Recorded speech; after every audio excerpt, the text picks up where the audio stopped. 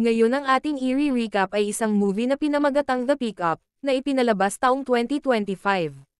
Ngunit bago ang lahat, please subscribe and click the notification bell upang ma-notify kayo sa aking mga paparating na uploads.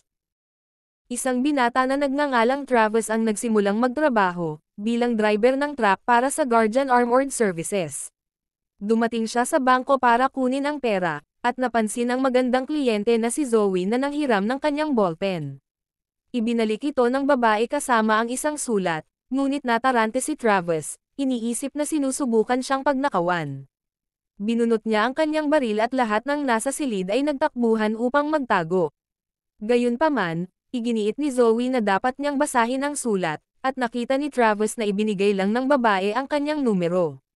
Nang gabing iyon, nag-date sina Travis at Zoe sa isang bar. Karaniwan ay hindi nakukuha ni Travis ang atensyon ng mga magagandang babae, kaya hindi siya makapaniwala nang ilagay ni Zoe ang kamay nito sa kanyang binti, at yayain siyang pumunta sa isang pribadong lugar.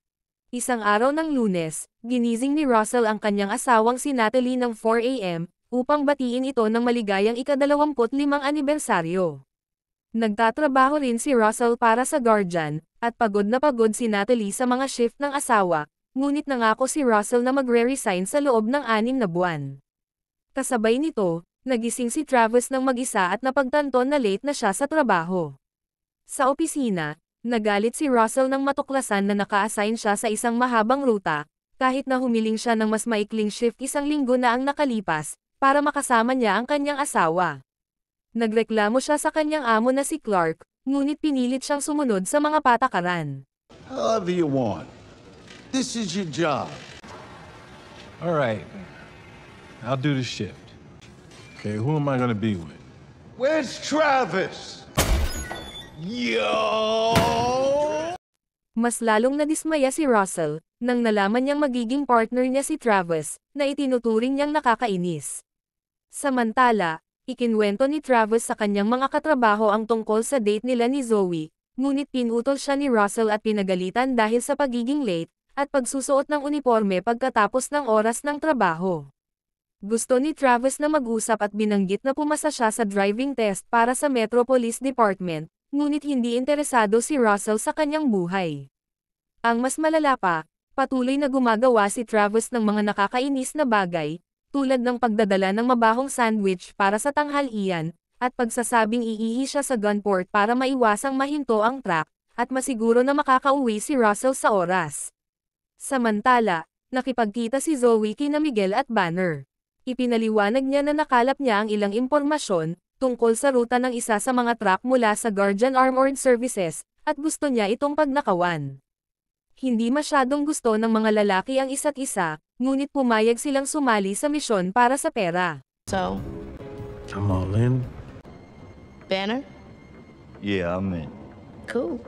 Sa kanilang ruta, patuloy na humihinto sina Russell at Travis sa iba't ibang bangko para kunin ang pera. Patuloy na gumagawa si Travis ng mga nakakainis na bagay, tulad ng pagpapatugtog ng malakas na musika at pagutot sa truck.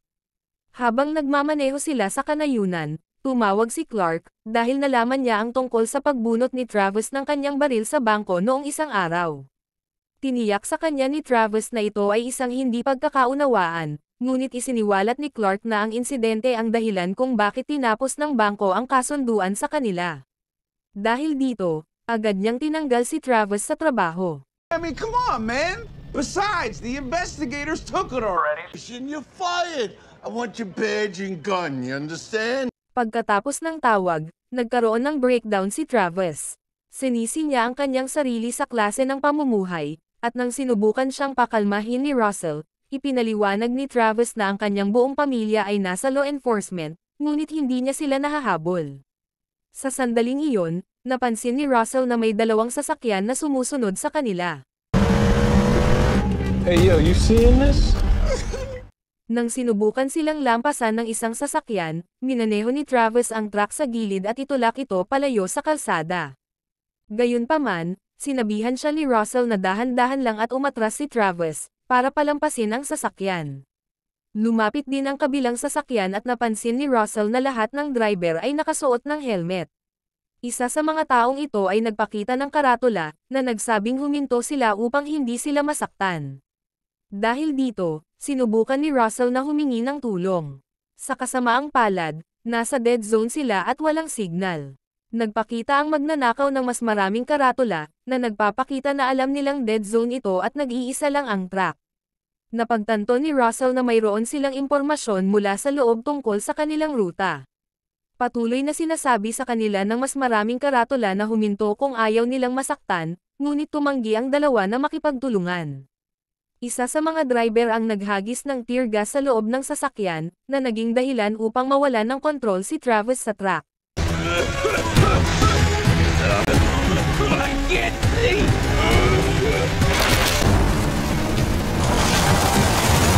Get back on the road! I'm trying! I can't see! Oh! Oh my God! Binuhusan ni Russell ng energy drink ang mukha ni Travis para linisin ang kanyang mga mata, ngunit sa sandaling iyon, isang magnanakaw ang nagpana ng isa sa kanilang mga gulong. Nahirapan ang dalawa na kontrolin ang truck, dahilan para itulak nila ang isa sa mga sasakyan ng kalaban sa railing at kalagkarin ito ng ilang sandali. Biglang nag-brake si Travis at umusad ang sasakyan ng kalaban, at nabangga ang sasakyan ng kanilang kasama. Parehong lumihis sa kalsada ang mga sasakyan, at nakapagpatuloy ang truck ng hindi na hinahabol. Binuksan ni Russell ang mga pinto at bintana para mawala ang gas. Natuwa si Travis na nakalusot sila sa gulo, ngunit alam ni Russell na babalik ang mga magnanakaw na kanyang ikinabahala, dahil wala ng pulis sa loob ng 80 milya. Mabilis na nag-calculate si Travis at sinabing makakarating sila sa susunod na bayan sa loob ng 40 minuto, kung tatakbo siya ng 110. Samantala, tinanggal ng mga magnanakaw ang kanilang mga helmet, kinumpirma na si Zoe at ang kanyang mga tauhan ang mga ito. Habang inaalis ang kanilang mga sasakyan sa putik, inanunsyo ni Zoe na gagawin nila ang Plan B. I thought you said these people weren't gonna be a problem. We're losing our window.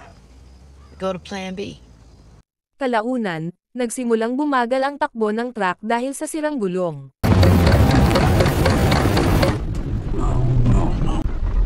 We need to get off this road. Pagkatapos lumiko sa ibang kalsada, huminto sila para magayos, at muling hinangaan ni Travis si Russell sa pamamagitan ng pagkalkula, na darating ang mga magnanakaw sa loob ng 4 na minuto. Hindi maintindihan ni Russell kung bakit gustong maging pulis ni Travis, kaya ipinaliwanag niya na ayaw niya talaga, gusto lang niya na magustuhan siya ng kanyang pamilya.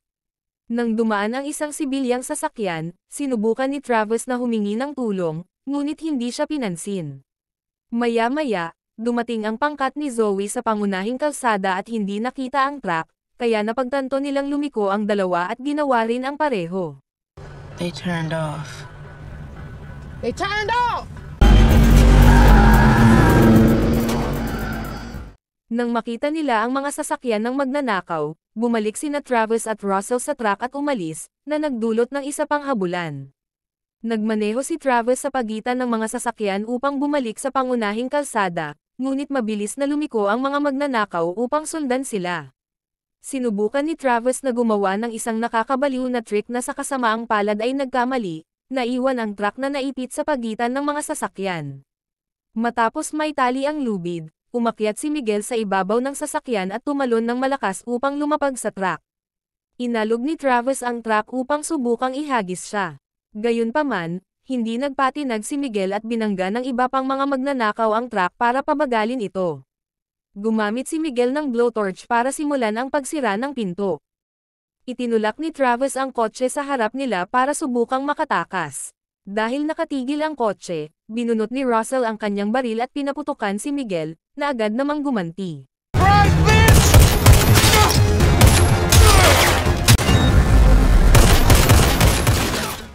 Pagkatapos ng ilang putok, nahulog ang baril ni Russell at naubos naman ang bala ni Miguel. Nang makitang bumalik si Miguel sa pagsira ng pinto, nagpa siya ang dalawa na ibigay ang pera para matapos na ito. Gayunpaman, nang buksan ni Russell ang mga bag, natuklasan niya ang maraming ilegal na kontrabando, kabilang ang isang squirrel monkey. Man, fuck that monkey! Hurry up, man! Matapos mahanap ang tamang bag, sinipal ni Russell ang pinto at iniwang nakabitin si Miguel habang itinatapon ang pera. Dahil sa mga perang papel, nahirapan ang driver sa likod na makakita sa unahan, kaya nagpaputok si Banner para pilitin si Russell na bumalik sa loob ng truck. Nakita ni Russell ang ilang perang papel na may die pack, dahilan para ihagis niya ito sa bintana ng nakasunod na sasakyan. Isang pagsabog ng kulay asol ang tumakip sa sasakyan ni Banner, ngunit nagpatuloy pa rin siya sa pagmamaneho. Napansin ni Russell na bukas ang bubong ng sasakyan ng kalaban, kaya inihagis niya ang sumunod na die pack papasok sa loob nito. Dahil sa bagong pagsabog ng kulay, nawalan ng kontrol si Banner sa sasakyan.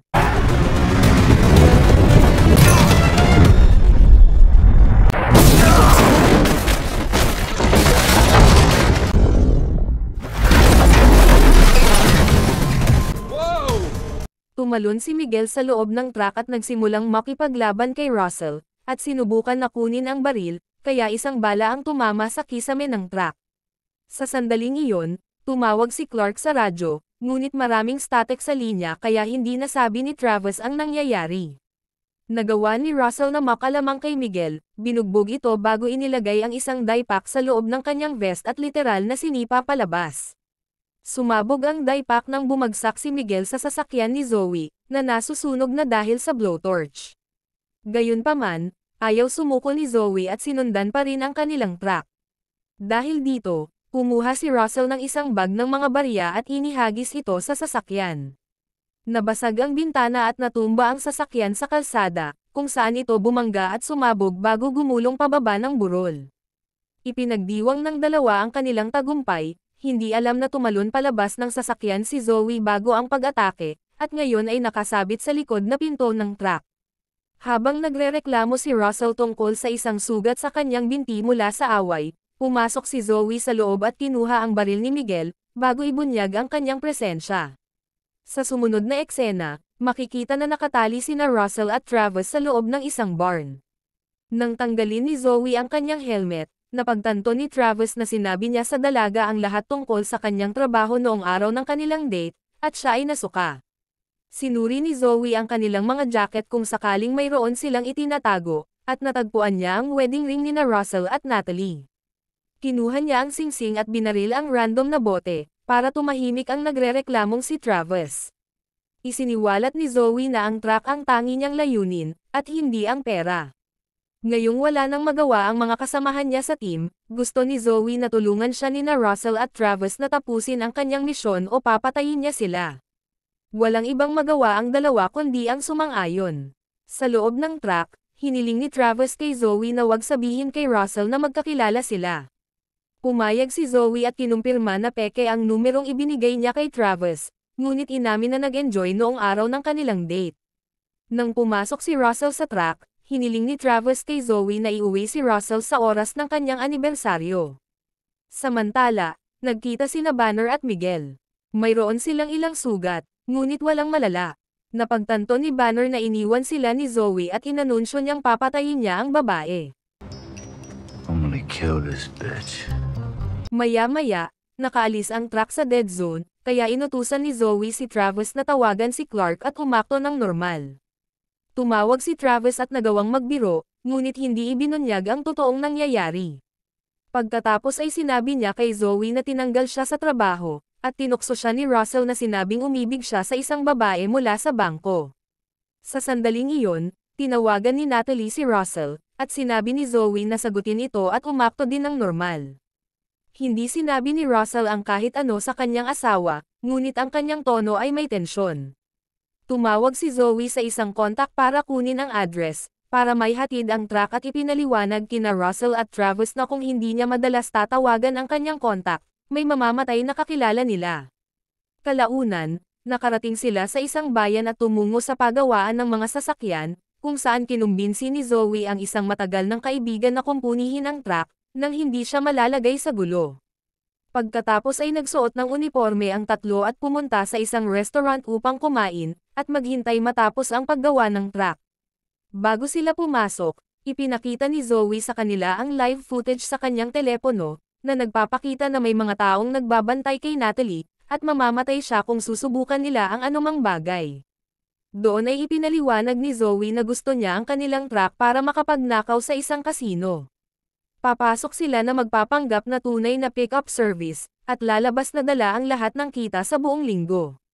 Binago ng mekaniko ang numero ng truck, at nag-install ng transponder na magpapatunay na ito ang tamang pick-up service. Maya-maya pa, nakatanggap si Zoe ng mensahe na nagsasabing handa na ang truck. Itinali niya ang kamay ni Russell sa isang tubo at kinaladkad si Travis palayo. If I shit myself, I'm gonna need assistance! Sa banyo, hiningi ni Zoe kay Travis ang kanyang uniforme. Habang nagpapalit si Zoe, tinanong niya kung talagang umibig si Travis sa kanya, ngunit itinanggi ito ng lalaki.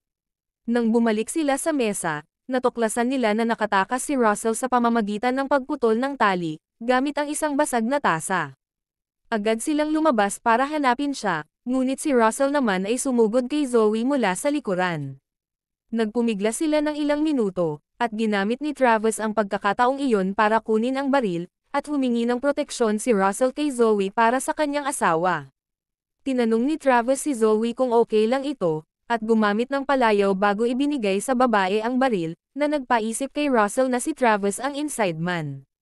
Galit na sinunggaban ni Russell si Travis ngunit pinakawalan din, matapos nagpaliwanag si Zoe na nabitag niya lang si Travis. Habang nasa biyahe, patuloy na nagagalit si Russell kay Travis, dahil nahulog siya sa bitag ni Zoe.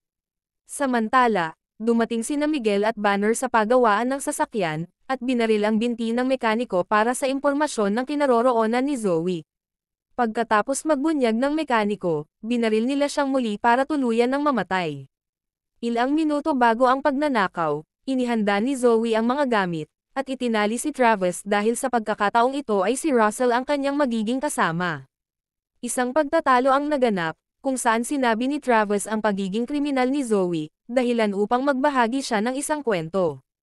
Ang kanyang ama ay nagtatrabaho sa kasino sa loob ng 17 taon, at isang araw ay nasunog ang isang restaurant.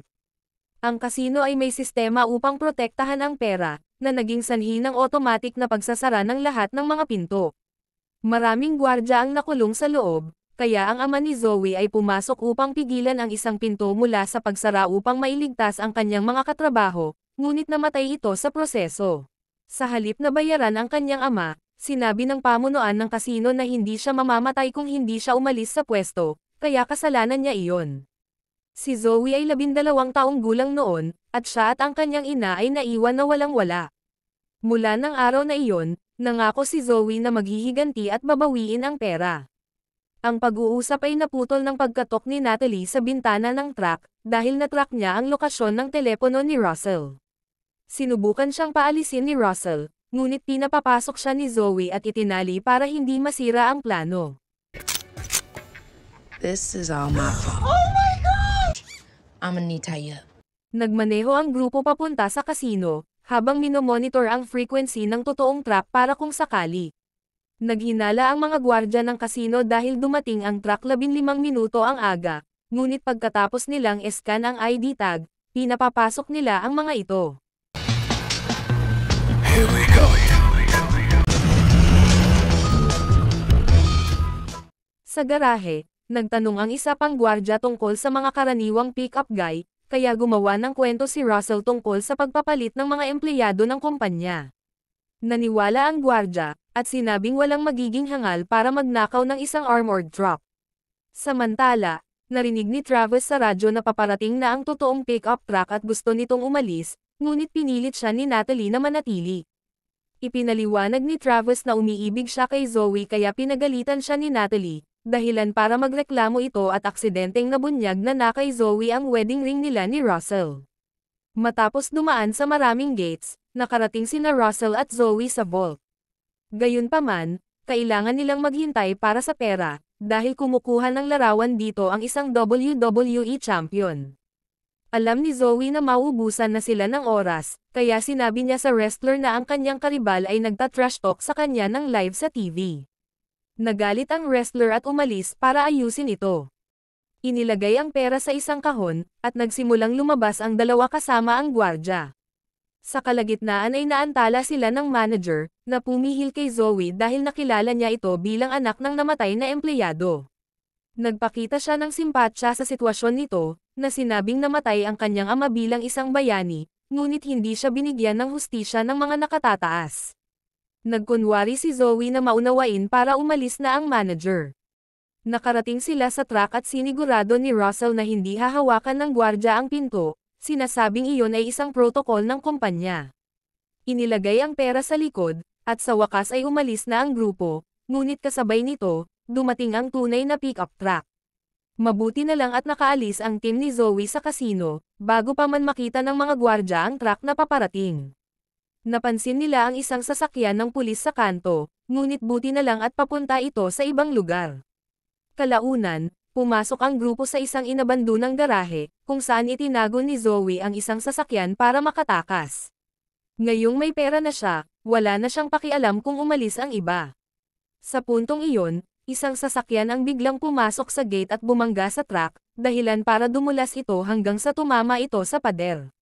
Nang magising ang grupo, natuklasan nilang nabihag na sila ni Banner at Miguel. Nilagay ni Banner ang pera sa kotse ni Zoe para nakawin din ito, habang binubuhusan ni Miguel ng gasolina ang truck. Pagkatapos ay hinila ni Banner palabas ng truck si Zoe, at pinunit ang hikaw nito para lang saktan siya. Hiniling ni Zoe na kunin siya at hayaan na lang ang iba, ngunit kinutya siya ni Banner at kinuha ang singsing ni Natalie. Sa truck, napansin ni Travis ang isang pares ng pliers sa likod ni Russell, na humawak sa mga ito bago sinabihan si Travis na i-reverse ang truck. Nang may handa ni Miguel ang lighter para sa pagsunog sa truck, nagbigay ng signal si Russell at nagmadaling pinalaya si Natalie habang nagmamaneho si Travis. Binangga ng pinto ng truck si Miguel habang nagpaputok si Banner, at si Zoe ay humiga kaya nilagpasan siya ng truck nang hindi nasasaktan. Tumalon si Banner palayo sa daan, at nagawa ni Travis na ihinto ang truck bago sila mag-crash. Sinubukan ni Banner na barilin si Travis, na protektado ng bulletproof glass. Sinipa siya ni Zoe at mabilis na inalis ang armas nito, kaya tumakbo siya papunta sa kanyang sasakyan habang kinukuha ni Zoe ang baril at nagpaputok. Sa kasamaang palad, nagdala si Banner ng mas maraming armas at nagpaputok pabalik, kaya napilitan si Zoe na magtago. Naipit si Miguel sa crossfire at nabaril sa balikat. Ang pagkagambalang ito ang nagbigay daan kay Zoe na barilin si Banner, at tumakbo papunta sa kanyang sasakyan at mabilis na nagmaneho palabas ng gusali. Kinuha ni Banner si Natalie at binaril si Russell nang sinubukan nito na pigilan siya. Sinipan ni Natalie si Banner nang may sakay niya ito sa kotse, ngunit nawalan ito ng malay nang sinuntok siya ni Banner. Samantala, tinulungan ni Travis ang sugatang si Russell na makabalik sa truck upang makaalis, habang nabangga si Miguel sa proseso. Di nagtagal, naabutan ni Banner si Zoe at nagkaroon ng habulan. Pagdating nila sa kalsada, kinailangan nilang umiwas sa ibang mga kotse at itulak pa ang isa palabas ng kalsada. Sinimulan din ni Banner na itulak ang sasakyan ni Zoe ngunit nagawa nitong umatras at manatili sa linya. Nang makahabol din sina Russell at Travis, napansin nila na maraming sasakyan ng pulis ang nakakita sa kanila. Natuwa si Travis dito, hanggang sa sinabi ni Russell na hinahabol ng mga pulis ang truck, dahil hindi nila alam ang katotohanan. Sa sandaling iyon, tinawagan ni Clark ang dalawa upang magreklamo, dahil nagagalit ang isang collector dahil hindi pa naihahatid ang Squirrel Monkey. Isang helikopter ang lumilipad upang i-record ang habulan para sa balita, at nakita ni Clark ang kanyang mga empleyado sa TV. Pagkatapos ay sinimulan ni Banner na barilin ang mga sasakyan ng pulis, na naging sanhi ng pagkasira ng isa sa gitna ng kalsada. Dalawang iba pang sasakyan ang bumangga rito, na nagpalipad sa kanila at humarang sa iba pang mga sasakyan ng pulis. Binaril din ni Banner ang helicopter, dahilan upang napilitan itong lumipad palayo. Biglang lumiko si Zoe sa kalsada, na nagdala sa kanya sa iba't ibang gate sa isang pribadong airport. Malaki ang ginawang pagtalon ng sasakyan sa burol, na ginaya ni Banner habang sinusundan siya. Kinabahan si Russell na baka hindi maswerte ang isang truck sa pagtalon, ngunit kinakalkula ni Travis at alam niyang tama ang kanilang bilis para dito, kaya sumugal siya. Naging tama ang lahat, at ligtas silang lumapag upang sumama muli sa habulan. Sa susunod na kalsada, nabangga ni Banner ang sasakyan ni Zoe mula sa likuran, kaya't bigla siyang lumiko muli at kusang umalis sa kalsada. Dahil dito, nabangga ni Travis ang sasakyan ni Banner, dahilan para barilin sila nito. Hindi mabasag ng mga bala ang mga bintana, ngunit nasira nito ang makina at nagsimula ng apoy. Sa paghihikayat ni Russell, muling nabangga ni Travis ang sasakyan ni Banner, na napilitang umalis din sa kalsada. Hindi gumagana ang preno ng truck, kaya walang nagawa ang dalawa kundi tumalon palabas gamit ang pinto sa likod. Mabuti na lang at naabutan sila ni Zoe sa kanyang sasakyan bago sumabog ang truck, habang lumipad palayo ang Squirrel Monkey. Pagkatapos ay sumakay si Russell sa sasakyan kasama si Zoe, ngunit naipit si Travis at hindi makaalis sa hood. Sa pagnanais na mailigtas si Natalie, patuloy na nagmaneho si Zoe.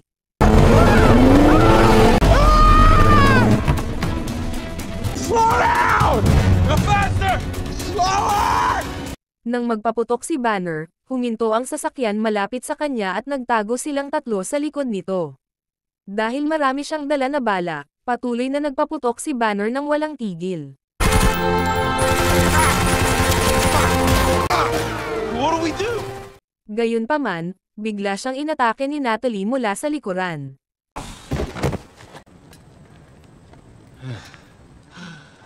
Nagmadali si Russell na pumunta sa kanyang asawa, habang hinalikan ni Zoe si Travis bago umalis. Bumalik si Russell sa katawan ni Banner at kinuha ang singsing, at natuwa si Natalie nang matuklasan na naibalik ito ng asawa para sa kanilang anibersaryo. Nakita ng grupo ang pagtakas ni Zoe, sakay ng isang ninakaw na pribadong eroplano, bago dumating ang mga pulis para arestuhin sila. Sa sumunod na eksena, sinabi ni Russell sa mga pulis na sila ang mga biktima, habang natagpuan ni Travis ang totoong numero ng telepono ni Zoe sa kanyang bulsa. Kinabisado niya ito bago nilunok ang papel para mawala ang ebidensya. Naniwala ang mga pulis na napilitan sina Travis at Russell na gawin ang lahat at pinalaya sila. Pagkalipas ng 6 na buwan, naging miyembro na si Travis ng Police Academy. Sa wakas ay tinawagan niya si Zoe, na makikitang nagpapahinga sa isang beach. Ipinaliwanag ni Travis na natagalan siya bago niya ito makontak, dahil nakalimutan niya ang huling numero nito. Gusto ni Zoe na pumunta si Travis sa beach para makita siya, dahilan para umalis agad ito sa academy. Samantala, nagretiro na si Russell at nagbukas ng B&B kasama si Natalie, gaya ng lagi nilang gusto. Nakakita si Russell ng isang package sa labas, at nang buksan niya ito, naglalaman ito ng regalo na pera mula kina Zoe at Travis. Sa kabilang dako, sa wakas ay naihatid na ni Clark sa kanyang kliyente ang isang nasusunog na unggoy, dahilan para magreklamo ito. At dito nagtapos ang kwento. Hanggang sa muli, maraming salamat sa panonood.